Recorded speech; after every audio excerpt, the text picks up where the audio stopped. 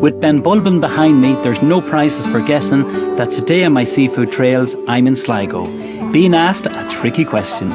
Do you know what Sligo means? I actually don't. Sligo comes from the word Sligach, the Irish word Sligach, meaning Shelly Place. And 6,000 years ago, people settled in Sligo because of the abundance of shellfish, oysters, scallops and fish that lived here. There's a lot of history here with shellfish. Huge amount of history. Oysters are very like wine. So where they grow each bay, the look of the oyster, the shell and the oyster itself will taste different. So in Sligo Bay, we have Knocknarea one side, we have Ben Bulbin the other side and the Garavogue flowing out through into Sligo Bay.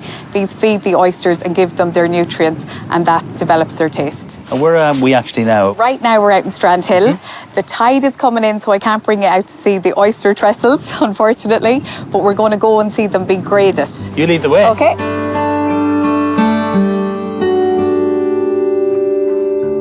Neven, this is Noel Carter from Wild Atlantic Oyster. Very well. Noel, I've been out to oyster beds before, but this is something different for me. What side of the operation are we looking at here? Here you're looking at the final grading before the market. The tractor came in this morning with a load of oysters that are mature, ready for sale, and they come in here to be graded into their final sizes. All the shell debris is taken out, and then they go into this machine here that sorts them out into 6 different sizes. How long did it take to mature? These will be 4 years old. From the time we get the seed out of the hatchery, you're talking 4 full growing cycles. Is there any particular season for oysters? Traditionally, they used to be seasonal. There were suggestions about months with an hour in a month and all that sort of stuff. Not any longer, because we have a great monitoring system. So you can monitor the water and you can monitor the health of the fish. So really, it's 12 months of the year. And where do you sell your oysters? Most of these will go to Hong Kong, China, Singapore, places like that. Now, we sell a good portion of stuff into France, but only for the French Christmas market. There's a huge demand in France for the Christmas period.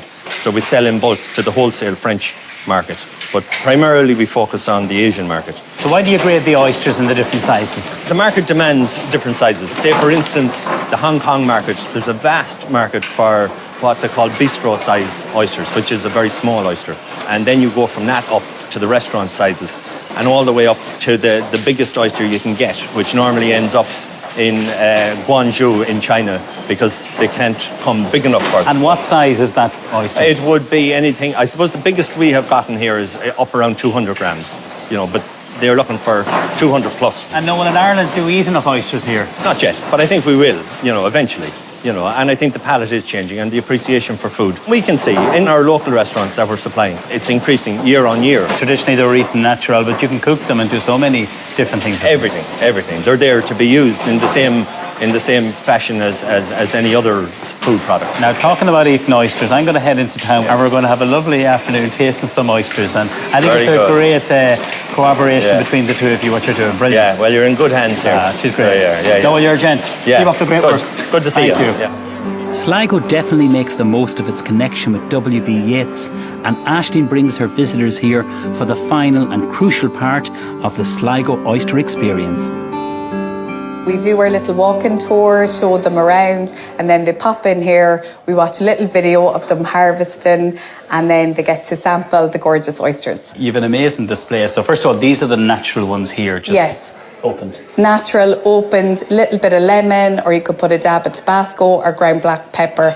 Gorgeous. And would people be nervous about tasting a raw oyster? When you've never tasted it, it's a different sensation or mouthfeel. Exactly. What we do is we give them baked oysters. So our herb crust oyster is very popular. It's with thyme, breadcrumb, garlic butter. Absolutely gorgeous.